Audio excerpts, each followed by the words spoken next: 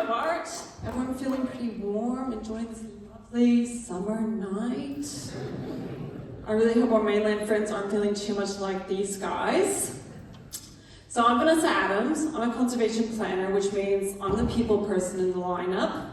And I work with decision makers and communities to understand why we care about places like Antarctic, why they matter to people like us, cute little penguins, and what we can do together to look after them into the future. And that means that in Antarctica, it means working with decision makers like CAMLA, the Commission on Conservation of Antarctic Marine Living Resources. Whew, that's a mouthful. And when they're meeting, it's a room full. And I can see that you're looking at me going, oh no, you're one of those people in uni who liked the group work. I did, really did, do it for a living. Fair warning, pay attention, there will be a group quiz at the end of the show. Yep, you're looking a lot like my students this morning. That little seed of fear is growing as you question the life choices you've made that have got you to this point where you're sitting next to those people. And as you look around, I want you to realize the real truth behind group work. Whether you're in a room like that or in a room like this, there are 4 types of people you're going to find. That nerd that's just a bit too keen, the jock that's pretty fucking useless, the weird one that doesn't say much but stares at you, and the princess that wants to make it all about her.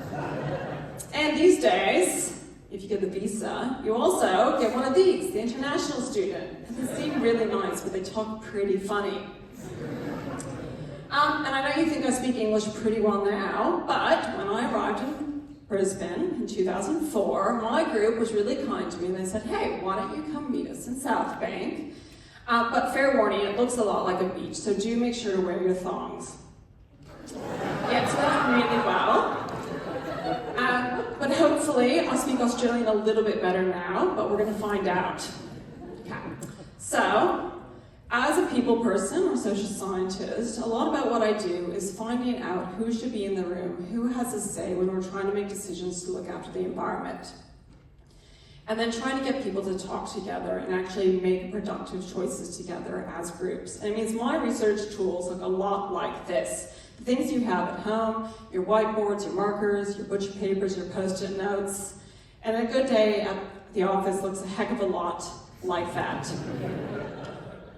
But I am American. I know that post-it notes can't solve everything. Sometimes a little bit of tough love is needed, and you want to go with just the right amount for the context. You can't go too small, certainly not too big. You've got to go just right. So you were promised Antarctic science, which is why we're going to head to Papua New Guinea now, where in 2016, I was asked by the Papua New Guinea government to come work with them to design a conservation plan to look after land and sea. And that's me on the boat, and I was actually greeted by some pretty nice people and a lot of big guns, and I was feeling a lot like a fish out of water. And the fish biologist told me that was a pretty bad situation. So, I had to think pretty carefully about how to up my game, how to figure out who to get in the room, and how to get them talking. And the one thing I'm going to teach you tonight is the best part about getting a group going is to start with KISS. And it's not that kind of group work, that's for the conference dinner. No, I'm talking about KISS. Keep it simple, stupid. Like, for the fish biologists, this is a fish. And next, the actual real important question I would ask is fish for what? And the types of answers I will frequently get from communities is, I like fish to eat, I like fish to make money, I like fish for their future, I like fish to see, I like fish the music. Like I said, there's always the weird one in the group. The thing about those answers is you might be realizing that you can't have fish to eat and fish to look at in the same place or even from the same fish. So that's where I start to try to make maps. But I do move beyond my crayons and I do start to work with my computer at this stage. So I model where might you find fish for food, fish for fishing, fish for looking at, and what are the most important places to look after those things, maybe considering the trade-offs you'd have to make.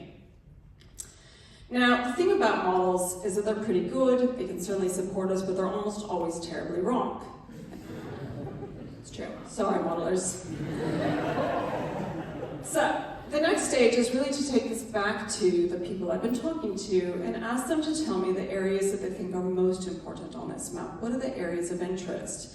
Also recognizing that these maps are probably pretty wrong, they're just a starting point. I asked them to tell me more about the areas that are missing, like in the Bismarck Sea. That's weird, quite blank. Also in the Gulf, could that be right? And we meet with them, and we go back to the good old sticky notes. I really do love the sticky notes and the butcher paper, but this time with maps, and we ask them to tell us a bit more about why each of these places really matters. And this is where we start to try to negotiate what really matters and where to act. Then we have the next iteration of that plan, or the next iteration of that model, where we've circled the things that are most important to us, where we most certainly know that we should be acting. Circled them in red sticky markers, and we filled in a few gaps. We figured out areas that perhaps were missing in that original model, and we've confirmed that actually no one likes the Gulf anyways, that's fine. Now, this is really the beginning of the negotiations, because this is where those people in the room have agreed it's important to act, but it's just a plan. We have to take it to the politicians and decision makers to make that plan a reality. And so at the negotiation stage, we have to think about what might really seal the deal. So it's a bit like, to go home, do I need to give you one fish? Do I need to give you two fish? Red fish, blue fish? Yes, sir, no, sir. How about maybe, how do you feel about 3 purple fish? And if I can't get the decision makers to agree to those 3 purple fish, I do have other tools. So, I want to tell you a story about this plan. After 3 years of working with the Papua New Guinea government and visiting many of the places on this map, we did actually have about 70 places that we'd collectively agreed were really quite important to look after the environment and the communities that love those places and live in those places. This doesn't always happen. Like, this is one of those moments where I was like, it's pretty fucking awesome. Like, I'm pretty fucking good at my job. The thing about that was, I was in the room with these people, we were going on together, and I maybe was that international kid. I don't know if they weren't listening to me, maybe I was talking funny, maybe they were screwing with me.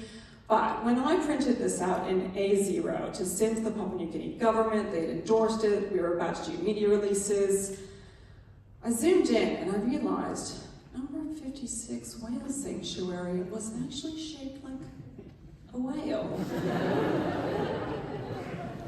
And now I don't normally suggest to decision makers that they draw marine protected areas that are shaped like a whale, but this time I did. So keep that in mind for your group quiz.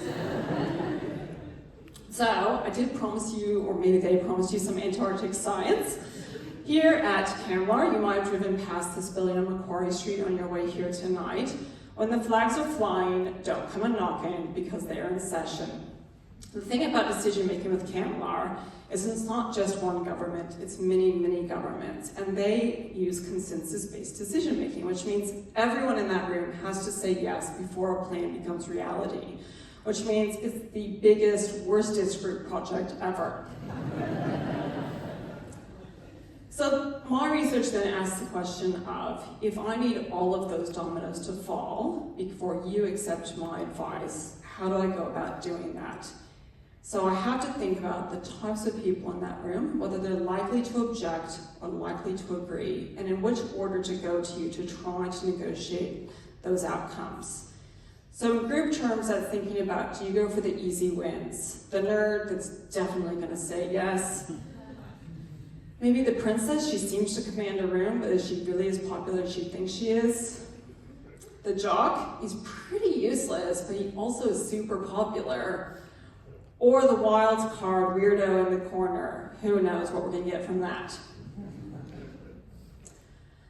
So the thing about making these decisions and being willing to negotiate and make trade-offs is it does mean that we can look after places like this now into the future, even if it means submitting a group assignment that says number 56 whale sanctuary, shaped like a whale. Thank you, Hobart. Now, about that group quiz. Have a good night.